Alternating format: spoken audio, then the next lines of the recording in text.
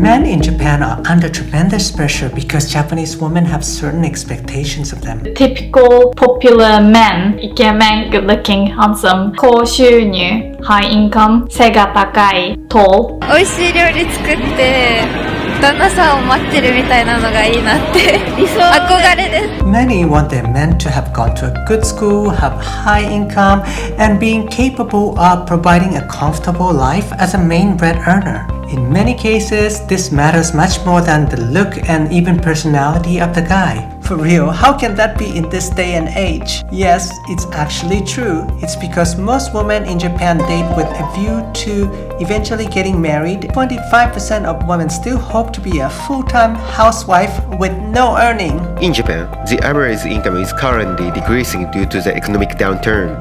The average annual income in Japan is $33,000. In monthly income, it's about $2,300. Do Japanese women seek high income from their partners? どちらかというと専業主婦になりたいんですけど。ってことはじゃあそこも含めた上でどれぐらい月々、理想ですけど。理想いいですよ、もちろん。70万くらい。食事で、変に切り詰めたくないのと、あと服を買うのになんか欲しいもの買いたいな。なるほど。 The truth is, with a declining economy, guys are struggling to meet the expectation. Japan's average salary has not increased over the past 30 years at $40,000 annually, which is well below $77,000 in the US and $60,000 in Germany. So it's not easy exactly. Even dating apps add to this social pressure.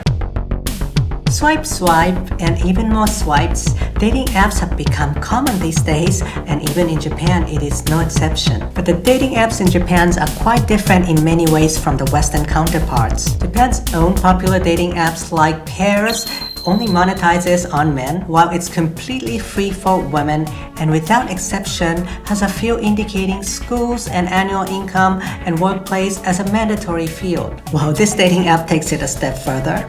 トーカレデートっていうアプリです。男性は10代は年収500万円以上、30代は年収750万円以上の男性じゃないと登録できないんですね。女性は顔が美人じゃないと登録できないアプリです。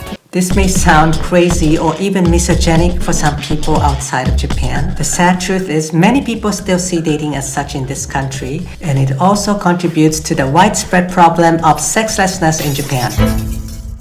Japanese people see dating and marriage as more than falling in love. So in many cases, there was no deep physical attraction to each other right from the start. On top of that, there is that cheating problem. At a glance, Japan doesn't look too bad in terms of cheating. Here's world ranking of countries where people cheat the most. 9 of the top 10 countries are no-brainers. They are European countries like Italy, France, and Spain. And Thailand comes in first with more than 50% of the people cheating. In contrast, Japan came in the 26th place with 20% cheating rate. Does that mean Japanese people do not engage in extramarital activities? Hell no. Japan has a cheating culture that is truly unique. You may have heard of Hostess Bar or Kyabakura. It is a bar where good-looking women sit next to you, serve you a drink, engage in intimate conversations, something like modern-day geisha. It's supposedly only drinking together, but of course some things are up to negotiation.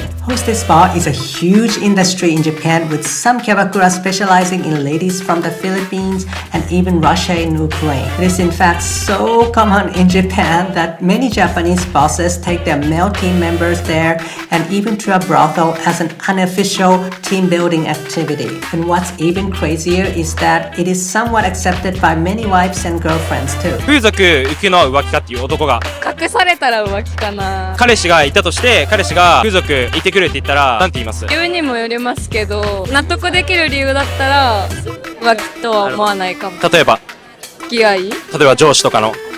This culture of unique cheating also contributes to the sexlessness problem in the household. It is true, Japanese people are shy. I mean extremely shy. It's almost dysfunctional. How do they manage to meet and get to know new people then? The answer is they actually don't meet new people. That is most of the time. Many foreigners who live in Japan seem to agree with this. Where would you go to make friends? Kind of hard, as I mentioned. It's not always that you're open to a conversation. The time and place. Don't use dating apps to make friends. I spent my first 7 months in Japan with no friends. In the United States, Europe, and elsewhere, bars and nightclubs are places where people go to meet new people. The picture is completely different in Japan.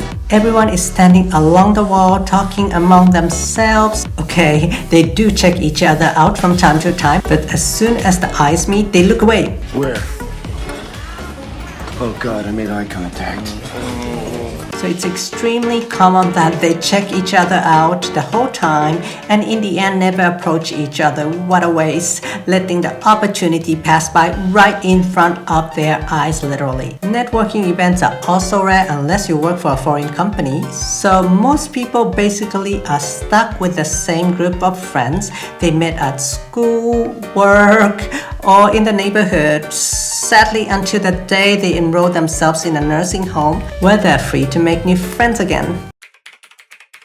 Lovely wedding celebration in kimono. You'd think arranged marriage is just for the Middle East and India? Hell no. Back in Edo period, almost 100% of samurai marriages were arranged in Japan, and even up until recently in 1970s, roughly half of the marriage here were omiai kekkon, which is a lighter version of arranged marriage. It goes something like this. When you reach the age of 25 and still single, your colleagues, boss from the office, your parents, and of course nosy neighborhood aunties start getting worried about you and they start matchmaking you. お前まだ独身か。外食ばっかりだと体壊すぞ。早く嫁さんもらいや。あら、かわいそうな子ね。でも私に任せなさい。近所に引っ越してきた新しい家族の息子さんが独身なんですって。年収800万、優しくって男らしいんですって。一回会いなさいよ。減るもんじゃないんだから。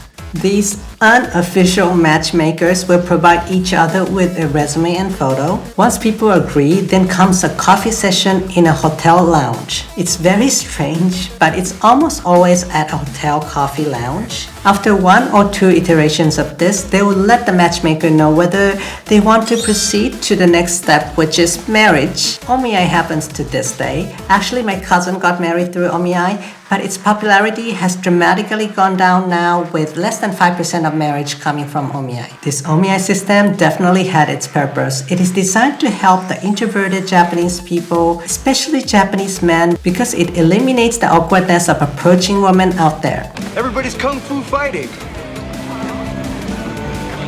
Yeah. Well, nice meeting you. With only 16% of Japanese women in their 30s feeling comfortable enough to try online dating, and izakaya matchmaking party called Gokon, available basically only to extroverts, the sad truth is, Omiai did serve some purpose for introverts. And this system went away without a real alternative way for the introverted men and women of Japan to meet their future partners. This definitely contributed to the dark age in dating in Japan too. I have more interesting videos for you here and here, so click here and I'll see you there. If you could please hit that like and subscribe button, I thank you from the bottom of my heart. I'm also coming up with a wholesome diet miso soup meal based on Zen Monk's recipe, and put that in the description box below too when it's ready. See you next time. Bye bye!